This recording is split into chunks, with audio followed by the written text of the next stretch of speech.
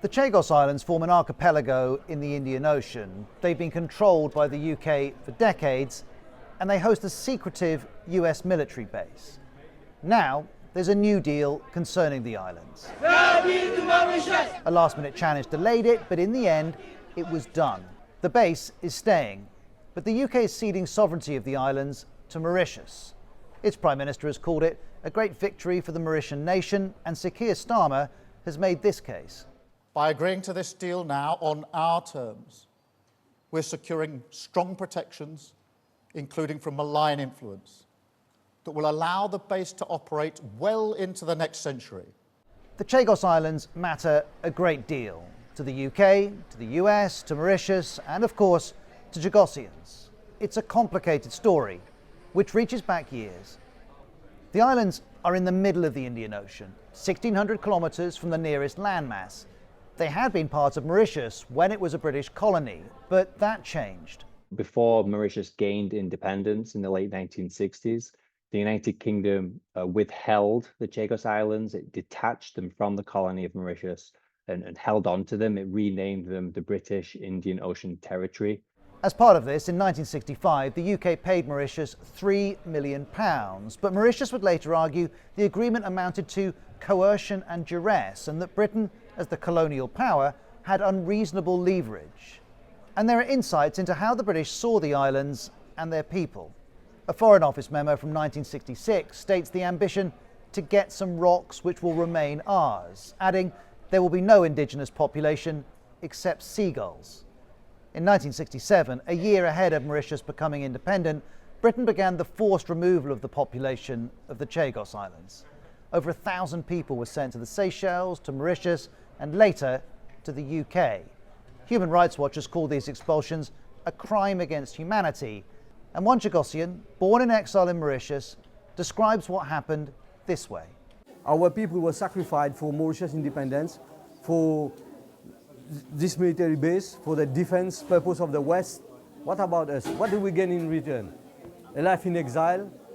On multiple occasions, the UK has publicly expressed regret for the expulsions, but documents leaked to The Guardian offer further insight. Notes taken by a US official show that in 2009, a senior UK Foreign Office official said, "We do not regret the removal of the population, since removal was necessary for the British Indian Ocean Territory to fulfil its strategic purpose." The British Indian Ocean Territory, remember, was how the British had renamed the islands. And that strategic purpose that was referenced there is primarily about one of the Chagos Islands, Diego Garcia. In 1966, Britain had leased the island to the US in order for a military base to be built. The base would grow to accommodate up to 5,000 personnel, and because of its shape, the Americans labelled it the footprint of freedom. Though freedom doesn't extend to being allowed to visit, it's one of the most secretive US military facilities in the world. And this facility matters so much because of its location. The nearest British military base is in Oman, over 3,500 kilometres away.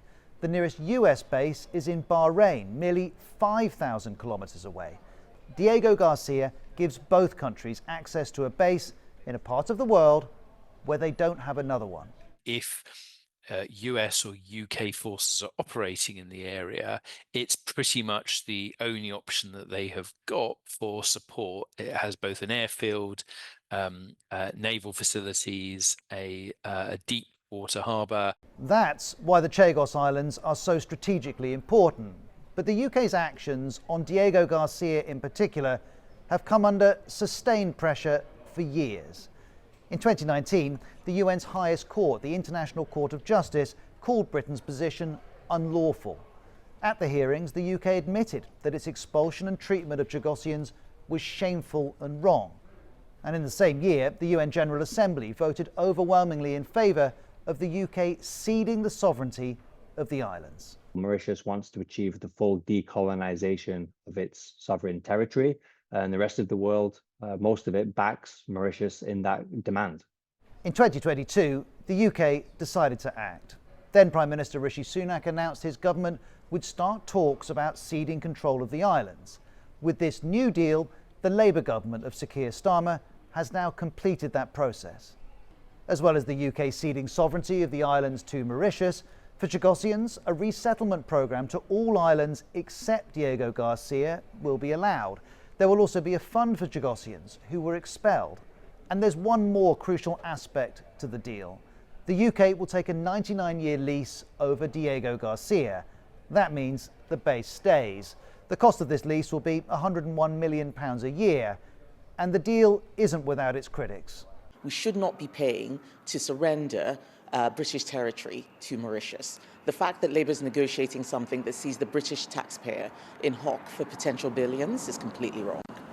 We've also heard concerns from some of those displaced in the 1960s, along with their descendants. They say they haven't been properly consulted. To this, the Foreign Office says the interests of the Chagossian community has been an important part of the negotiations, but several Chagossians speaking to the BBC say that isn't the case. Every time we made a request to be heard, we have been excluded, was one allegation. Also, the deal was temporarily halted by an injunction brought by Chagossian campaigners who want a right to return to live on the islands that includes Diego Garcia. The rights we're asking for now, we've been fighting for 60 years. Mauritius is not going to give that to us.